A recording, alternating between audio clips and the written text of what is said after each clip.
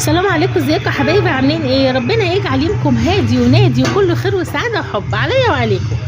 شوفوا بقى كتاكيتي، احنا النهارده كان عندنا ايه شويه صدق كده، كنت هحمرهم واعمل طبق طحينه وعيش بس انا ايه قلت لا، انا هعملهم على بطاطس.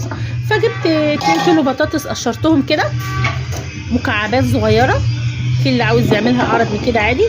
وده ربع كيلو فلفل كوبي برضو قلت حطيه يا بنت. بيني وبينكم انا كان نفسي في الاكله دي. وادي بصلتين قطعتهم برضو تقطيع كده كبير. بس نسيت اقول لكم على حاجه، يعني دايما يعني ما بنساهاش، بس عاوزه افكركم انتوا.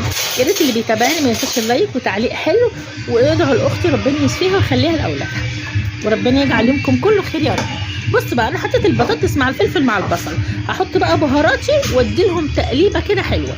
البهارات ديت فلفل وملح، وديت مجموعه بهارات كده اللي هي بهارات لحمه على كزبره، يعني تشكيله كده بجيبها من عند العطار.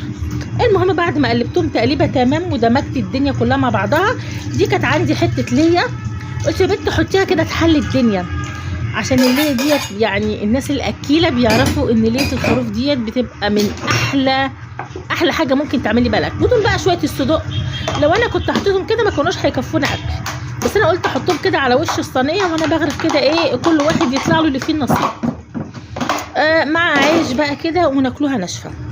اللي بيحب الصدق كده زينا، عاوزه تعمليه كده بالبطاطس، بيبقى تحفه.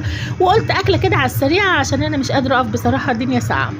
اللي لسه ما قامتش بقى تعمل غداها كده كالعاده. لو بتحب الصدق بالبطاطس او ما عملتوش بالبطاطس اعمليه بالبطاطس وهيعجبك ان شاء الله، هيعجبك يعني.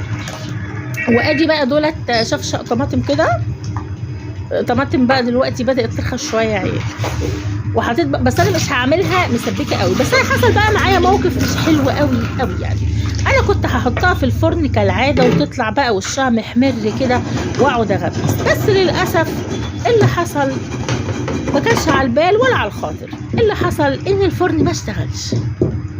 انا بحب دايما اي صينيه احطها كده في الفرن ويطلع وشها محمر كده واقعد اغمس كده من وش الصينيه، بس للاسف الفرن ما اشتغلش، فاضطريت اسيبها على البوتاجاز زي ما انتم شايفين الوضع قدام منكم كده على البوتاجاز اهي. هي هتستوي بس مش هيبقى وشها احمر طبعا كالعاده، بس يلا مش مشكله كتاكيتي. اي واحده معرضه للموقف اللي انا فيه النهارده، اي واحده معرضه انها تكون هتولع الفرن تعمل حاجه فجاه تلاقي الفرن ما اشتغلش. فهي يعني هي ما هيش حاجه عجيبه ولا غريبه، هي حاجه بتحصل في كل البيوت.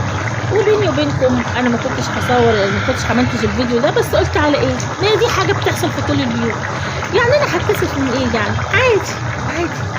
ساعات الواحد يبقى عاوز يعمل حاجه في الفرن ما يتشغل، ما يعني يطلع زي الفرن بتاعنا كده، فانت تغيري الطبخه كلها. بس انا طبعا ما غيرتش الطبخه كلها، انا طيبتها على البوتاجاز.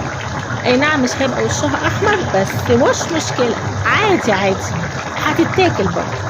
المهم الطعم يا عيال، المهم وهي على النار كده شايفين، مش قادره اقول لكم عليها. يومكم كله خير وهنا وسعاده يا احلى كتاكيت في حياتي. سلام.